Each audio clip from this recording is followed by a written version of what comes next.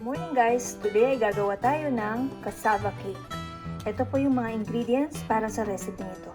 Meron po tayong 1 pack of grated cassava.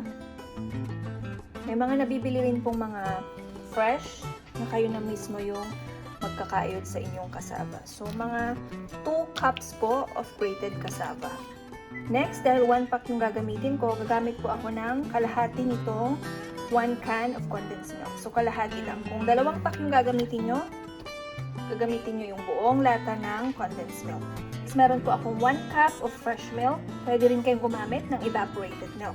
Isa sa mga importanteng sangkap, syempre ang coconut milk. Gagamit po ako ng kalahati nitong 1 can of coconut milk. Meron din po tayong mga fresh na gata. So, mga 1 cup po ng fresh na gata yung inyong gagamitin. Next, 1 whole egg or itlog. Tapos, optional na lamang po ito. Gagamit po ako ng grated or shredded na young coconut. Mga 1 cup po itong ating gagamitin para dito. 1/4 cup of butter. So, depende sa tamis na gusto nyo. Pwede pa kayong mag-add ng sugar kung gusto nyo mas matamis yung inyong gagawin. Pero, kalahati lamang nitong condensed milk yung aking gagamitin. Meron po tayong mixing bowl. Yung ating mixer. Tsaka isang sandok or wooden spoon. Ito na yung isang pack ng grated na cassava.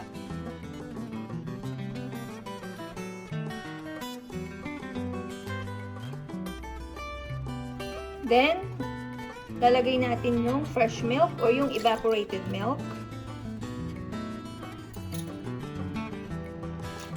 Tapos, ilalagay na natin yung ating grated young coconut o yung kinayod na nyog. 1 cup of coconut milk. Half can of condensed milk. 1 egg. And mixed. Tapos, haluin lang natin siya. Hanggang maghalo-halo yung mga sangkap na hinilagay natin.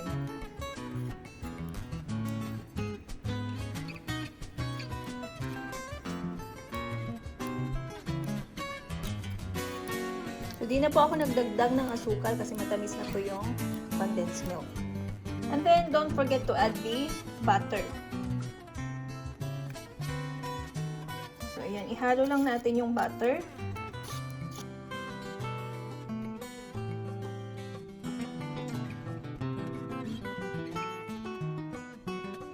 Preheat the oven.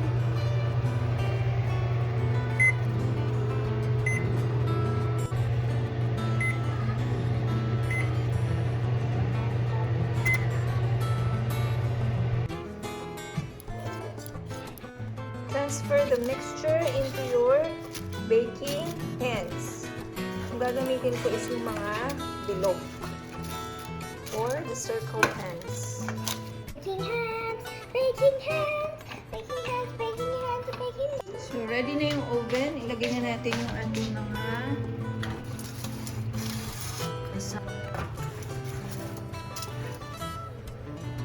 for the toppings, yung remaining na coconut milk, we're gonna add that in a pan.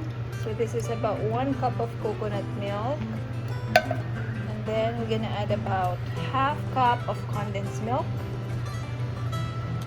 So, ginamit lang natin yung natirang condensed at saka yung coconut milk. So, this is about 1 cup of coconut milk and then half cup of condensed milk. This is about 1 cup of coconut milk and 1 cup of condensed milk. Tayo ng 1 tablespoon of our all-purpose flour. Saka natin siya i-mix dito sa ating condensed milk and coconut milk mixture. Haluin lang natin siyang mabuti hanggang sa mag-mix na lahat yung ating mga ingredients. Tayo ng ating grated cheese.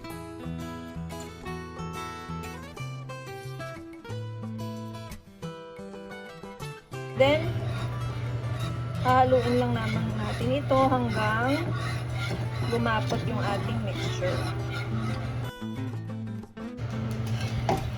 So once lumapot na ng ganito yung inyong mixture, pwede nyo nang patayin yung apoy.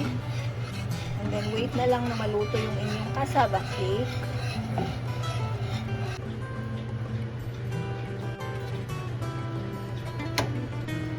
So right now, 35 minutes. Lagyan na natin yung ating toppings, yung ating niluto kanina na coconut milk at saka condensed with some cheese. So dito natin lalagay sa ibabaw.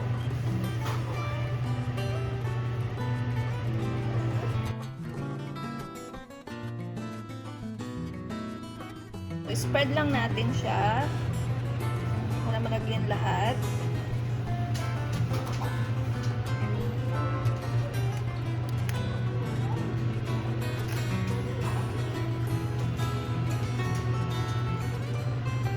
Broil for 5 minutes. After 5 minutes, ganito na. Kapag brinold nyo, parang na-burn yung kanyang ibabaw. Pero, okay na yan. 5 minutes is okay. Pwede nyo dagdagan ng cheese. Kung gusto nyo pang mag-add ng more cheese sa ibabaw. But, ito na yung ating finished product.